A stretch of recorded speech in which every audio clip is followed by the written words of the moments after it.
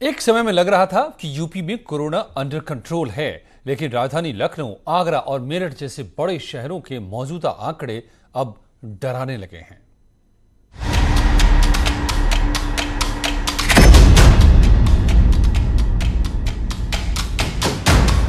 UP में corona ने पकड़ी रफ्तार। बड़े शहरों पर कोरोना का कहर। मेरठ, आगरा में कोरोना मामलों की बाढ़। हर घंटे सामने आ रहे हैं कोरोना के नए मरीज। यूं तो यूपी के 65 से ज्यादा जिले कोरोना की चपेट में हैं, लेकिन आगरा, मेरठ, लखनऊ, यूपी के ये वो 3 शहर हैं जहां कोरोना ने सबसे ज्यादा तबाही मचाई है। ताजनगरी आगरा में हालात बद से बदतर है। मेरठ में संक्रमित मरीजों का आंकड़ा बढ़ता जा रहा है।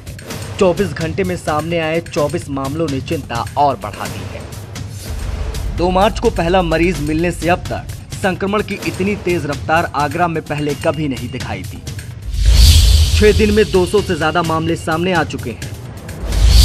सोमवार दोपहर तक ही 133 संक्रमित मरीज मिल चुके थे। रविवार को 54 कोरोना संक्रमित मिले थे। आगरा में हॉटस्पॉट क्षेत्र बढ़कर 38 से 43 हो गए हैं। मेरठ में भी कोरोना का ग्राफ दिन पे दिन बढ़ रहा है। कई सब्जी विक्रेताओं को भी कोरोना हो चुका है। मेरठ के मौजूदा आंकड़े डराने वाले हैं। 2 दिन में सर्वाधिक संक्रमित मिलने से शहर में दहशत का माहौल है और उसको संभालने में अब शासन प्रशासन के हाथ पांव फूल गए हैं। मेरठ में 24 घंटे के अंदर 26 नए मामले सामने आए हैं। सब्जी मंडी में 24 लोगों को कोरोना हो गया है। 10 नए हॉटस्पॉट क्षेत्र चिन्हित किए गए हैं। मेरठ में अब तक 7 लोगों की कोरोना से जान जा चुकी है। आगरा और मेरठ की तरह राजधानी लखनऊ के हाल भी बदहाल है। सोमवार को कोरोना संकट से लखनऊ में राहत थी, लेकिन मंगलवार को लखनऊ में 5 कोरोना पॉजिटिव केस मिल गए। हर कोरोना संक्रमण के स्टेज को लेकर अभी तक सभी असमंजस में हैं। डॉक्टर और सरकार लगातार कह रहे हैं कि स्थिति कंट्रोल में है, लेकिन जिस तरह से संक्रमित मरीजों और मृतकों का ग्राफ बढ़ रहा है, उसे देखकर ऐसा बिल्कुल भी नहीं लग रहा। Bureau report, news 18। और मुख्यमंत्री योगी आदित्यनाथ इस वक्त क्या बोल रहे हैं, आइए सुनते हैं। बहुत सारे तथ्य भरे पड़े हैं। आम जनमानस के बीच में उसे प्रस्तुत करना और सहजता के साथ उनकी उपलब्धता और सरल भाषा में उसे सबके सामने ले जाने का प्रयास, यह बहुत दिनों से इसकी आवश्यकता महसूस हो रही थी। और आज मुझे प्रसन्नता है कि उत्तर प्रदेश राज्य आयुष विभाग के द्वारा आयुष कवच कोविड-19 के संदर्भ में आज एक मोबाइल ऐप विकसित करके उसे सर्वसाधारण के उपयोग के लिए लॉन्च किया जा रहा है। मैं इस अवसर पर आयुष विभाग के मंत्री जी को, विभाग के प्रमुख सचिव और अन्य अधिकारियों को हृदय से बधाई देता हूं। मुझे विश्वास है कि आयुष कवच मोबाइल ऐप या भारत की योग और आयुर्वेद की प्राचीन विधा को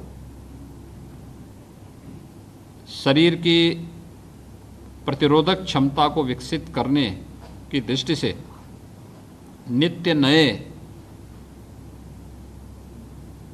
जो प्राचीन प्राकृतिक संसाधनों से भरपूर हमारी वर्तमान परिवेश में जो कुछ भी इस प्रकार के प्राचीन नुस्खे हैं या जो उस प्रकार के तथ्य दिए गए हैं, इन सब को नित्य नए प्रयोग को और नित्य नई चीज़ों को हम इस आयुष कवच के माध्यम से जनसाधारण को उपलब्ध कराने में सफल होंगे। इसके आज की इस लॉन्चिंग कार्यक्रम के अवसर पर मैं एक बार फिर से आयुष विभाग को हृदय से धन्यवाद देता हूं और मुझे विश्वास है कि अधिकाधिक लोग इस मोबाइल ऐप का उपयोग करके इससे लाभान्वित होंगे और अपने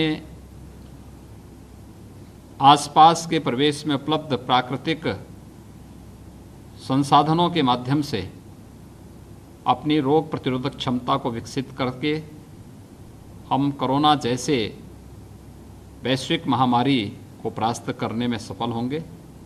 मैं एक बार फिर से आयुष विभाग को आयुष कवच कोविड-19 के इस मोबाइल ऐप को बनाने के लिए हृदय से धन्यवाद देता हूं, अपनी शुभकामनाएं देता हूं। जय हिंद। जी हाँ, तो आयुष कवच को लॉन्च कर दिया गया है और मैंने उसे डाउनलोड भी कर लिया है। अभी भी मैंने चेक किया और ये आ चुका है मोबाइल पर। ज़रूर इसको डाउनलोड कीजिए और इसका फ़ायदा उठाइए, खास करके इन दिनों कोरोना से लड़ने में। और प्रवासी मजदूरों की घर वापसी को लेकर सियासत करने वालों को मुख्यमंत्री योगी आदित्यनाथ ने आज करारा जवाब दिया। मुख्यमंत्री योगी आदित्यनाथ ने कहा कि कोरोना जैसी आपदा में भी कुछ लोग राजनीति पर उतारू हैं।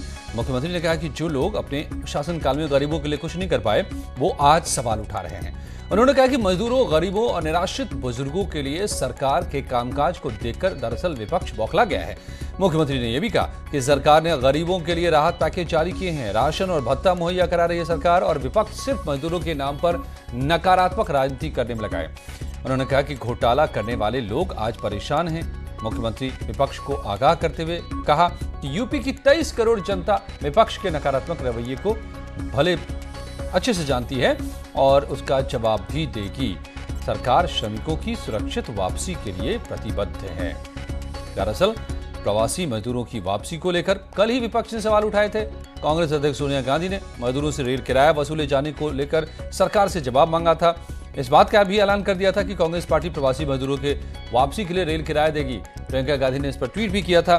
इसी का आज योगी आदित्यनाथ ने जवाब दिया। तो इस पर आज होगी महाबहस कि कौन कर रहा है राजनीति कोरोना पर।